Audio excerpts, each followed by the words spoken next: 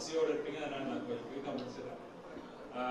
இந்த கூட்டத்தை ஏற்பாடு செஞ்சிருக்கிற கௌரவத்துக்குரிய சகோதரர் லாஃபிர் மற்றும் உட்பட எங்களுடைய அமைப்பாளர்கள், பிரதேச சபை உறுப்பினர்கள், வருகை தந்த எல்லாருக்கும் என்னுடைய வணக்கத்தையும், எல்லாருக்கும் என்னுடைய அஸ்ஸலாமு அலைக்கும்.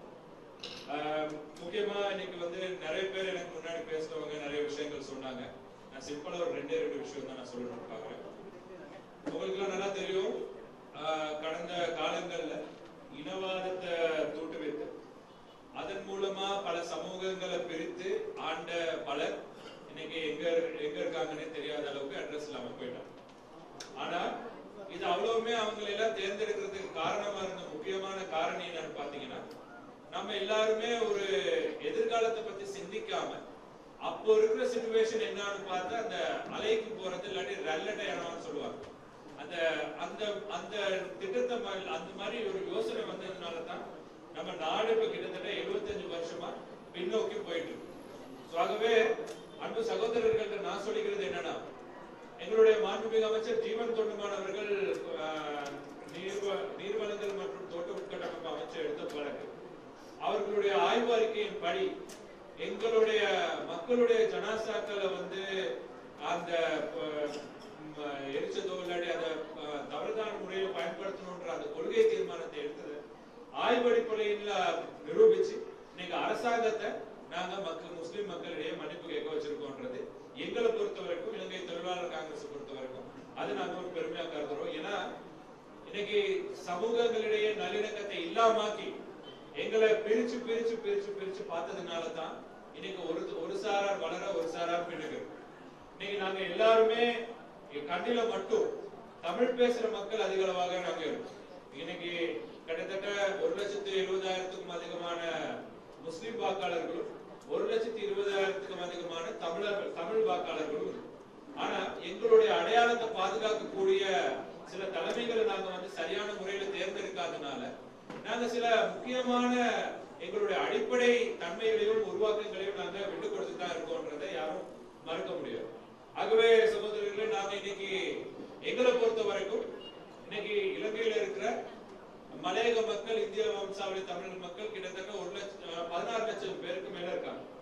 அவங்க பிரதிநிதித்துவப்படுத்துற முக்கியமான கட்சியாகவும் மிகப்பெரிய தனி கட்சியாகவும் இலங்கை தொழிலாளர் காங்கிரஸ் இருக்காங்க.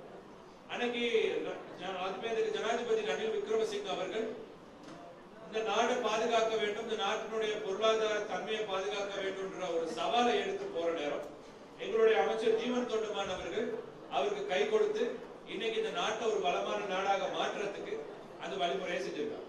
நான் மத்தவங்க மாதிரி நாங்க வந்த பிறகு இதை செய்ய போறோம், இல்லாட்டி நாங்க வந்த பிறகு இதை வழங்க போறோம்ன்றதெல்லாம் நாங்க சொல்ல வரல. நாங்க ஒரு நாட்டை ஸ்திரத்தன்மைக்கு கொண்டு போறதுக்கான ஒரு பாதையை நோக்கி போயிட்டு இருக்கோம். அந்த பாதை ஒரு வளமான பாதையா இல்லாட்டியும், கண்டமுள்ளான பாதையா இல்லாட்டியும் எங்களுக்கு ஒரு வளமான எதிர்காலத்தை கொடுக்கக்கூடிய ஒரு பாதையா இருக்கு.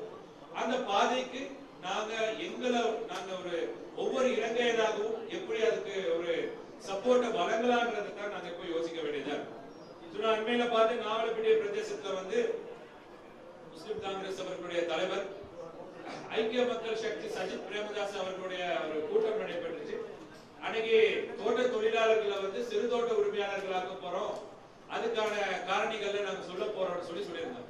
இன்னைக்கு அந்த கட்சி சார்ந்த முற்போக்கு கூட்டணியில இருந்துக்கோங்களும் அதை பத்தி சொல்லியிருந்தோம். ஆனா இன்னைக்கு வரைக்கும் சஜித் பிரேமதாஸ் அதை எப்படி செய்ய போறோம்னு சொல்லல. நாளைக்கு வேணாலும் அகுரணைக்கு நாளைக்கு பெய்யற மழையில உடனே நாங்க இந்த வெள்ளத்தை இல்லாமக்கலாம்னு அவரால் சொல்ல முடியும். ஆனா அதை எப்படி செய்ய போறோம்னு இன்னைக்கு வரைக்கும் சொன்னது கிடையாது.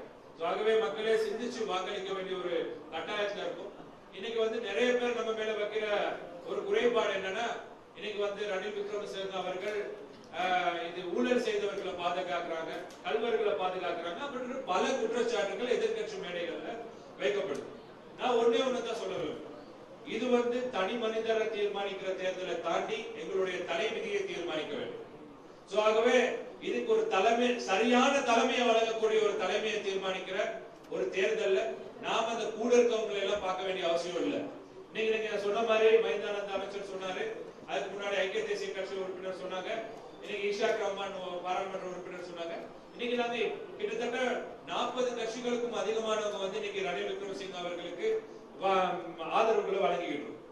நாளைக்கு அவரை தேர்ந்தெடுத்த பின்ன நாளைக்கு பாராளுமன்ற தேர்தலையோ பிரதேச சபை தேர்தலையோ மாகாண சபை தேர்தலையோ நீங்கள் ஊழல்வாதிகளாகவும் சுயநல அரசியல்வாதிகளாகவும் நினைக்கிறவங்களை நீங்க ரிஜெக்ட் பண்ணிடணும். அது உங்களுடைய கையில இருக்கு.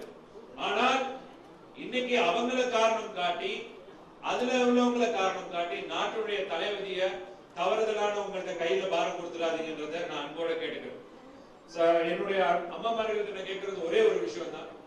இன்னைக்கு நாங்க கிட்டத்தட்ட 2022 இருந்து 2024 வரைக்கும் இது போன்று பல செய்திகளை தெரிந்து கொள்ள நமது வைப்ஸ் டிவி யூடியூப் தளத்தை சப்ஸ்கிரைப் செய்து அருகிலுள்ள பெல் பட்டனை கிளிக் செய்யுங்கள்.